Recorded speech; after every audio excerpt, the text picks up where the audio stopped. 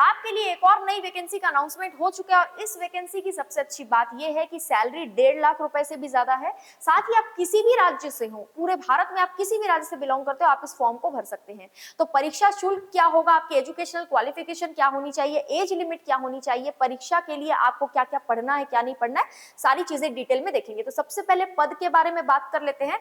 तो यहाँ पर बिहार विधान परिषद सचिवालय के अंतर्गत प्रतिवेदक के पदों के लिए भर्ती निकाली गई है, यानी कि प्रतिवेदक के पदों पर आपकी जो भर्ती है वो होने वाली है।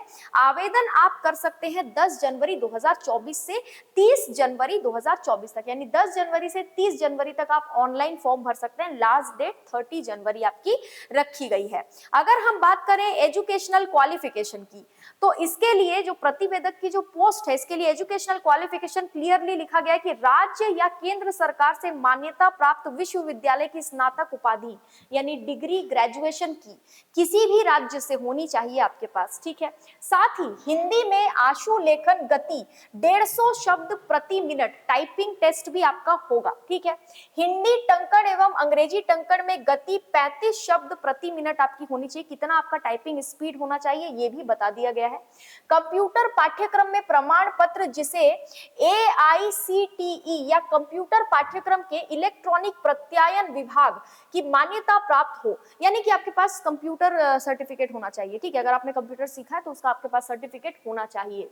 यहाँ पर अगर हम पे लेवल देखें तो सबसे अच्छी बात है सैलरी बहुत अच्छी है, 53,100 यानी कि 53,100 से लेकर 1.5 लाख रुपए से भी ज्यादा, यानी कि 1,67,800 रुपीज तक की आपकी सैलरी आपकी बन सकती है, ठीक है। अब बात करते हैं उम्र सीमा की। देखिए न्यूनतम आयु दिनांक 1 जनवरी 2024 को आपकी 21 साल होनी चाहिए। डेट भी दिया गया है कि किस हिसाब से आपको गिनना है, ठीक है। 1 जनवरी 2024 तक आपकी जो एज है वो 21 साल होनी चाहिए, इससे कम नहीं होनी चाहिए। और यहाँ पर मेल और फीमेल के लिए एज अलग अलग है। मैक्सिमम एज लिमिट मिनिमम तो 21 साल होनी चाहिए, मैक्सिमम एज पुरुषों की 37 इयर्स होनी चाहिए और महिलाओं की 40 वर्ष होनी चाहिए, यानी कि पुरुषों की मैक्सिमम एज है ना, अधिकतम आयु 37 ईयर्स से ज्यादा नहीं होनी चाहिए और महिलाओं की अधिकतम आयु 40 वर्ष से ज्यादा नहीं होनी चाहिए। अब यहाँ पर जो है दिनांक के हिसाब से भी अगर आपको देखना है तो वो भी आप देख सकते हैं। अगर हम थोड़ा और नीचे जाएं तो यहाँ पर परीक्षा के बारे में दिया गया है कि आपकी जो परीक्षा होने वाली है वो किस तरीके से होगी। तो ध्यान से देखिएगा, प्रारंभिक परीक्षा यानी कि स्टेज 1 जो होगा आपका, उसमें प्रारंभिक परीक्षा के सभी प्रश्न वस्तुनिष्ठ प्रकृति के बहुविकल्पीय होंगे, यानी MCQ बेस्ड क्वेश्चन होंगे, मल्टीपल चॉइस क्वेश्चन, भाई 4 ऑप्शन का एक आंसर सही होगा वो वाला, ठीक है। प्रत्येक प्रश्न का जो आप आंसर देंगे उसके लिए दिए गए विकल्पों में से किसी एक का चयन करना होगा। प्रारंभिक परीक्षा की अवधि 2 घंटों की होगी, यानी 2 घंटे का आपका पेपर होगा, समय दिया जाएगा जिसमें कुल 100 प्रश्न होंगे। प्रारंभिक परीक्षा टोटल 400 नंबर का होगा। प्रत्येक सही उत्तर के लिए आपको 4 नंबर दिए जाएंगे और गलत उत्तर के लिए 1 नंबर आपका काटा जाएगा। यहाँ पर मीडियम दोनों रहेगा, हिंदी इंग्लिश दोनों भाषाओं में आपको पेपर देखने को मिलेगा। प्रारंभिक परीक्षा में निम्नांकित विषय होंगे। विषय कौन कौन से रहेंगे? तो सामान्य अध्ययन में प्रश्नों की संख्या 40 होगी, सामान्य विज्ञान एवं गणित के 30 प्रश्न आपको देखने को मिलेंगे और मानसिक क्षमता जांच एवं तार्किक विचार के 30 प्रश्न आपको देखने को मिलेंगे, ठीक है। अगर हम प्रारंभिक परीक्षा पाठ्यक्रम के बारे में बात करें तो आपको पूरा पाठ्यक्रम यहाँ पर दे दिया गया है कि आपको सारे सब्जेक्ट्स में से क्या क्या खास करके पढ़ना है।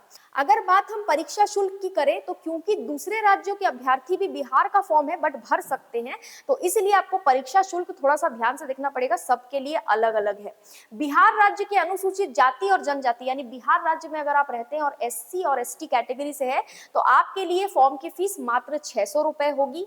सेकेंड पॉइंट है बिहार राज्य की स्थायी निवासी सभी आरक्षित या अनारक्षित वर्ग महिला अभ्यर्थियों के लिए, यानी कि फीमेल कैटेगरी से अगर आप हैं तो आपको 600 रुपए फॉर्म की फीस देनी है।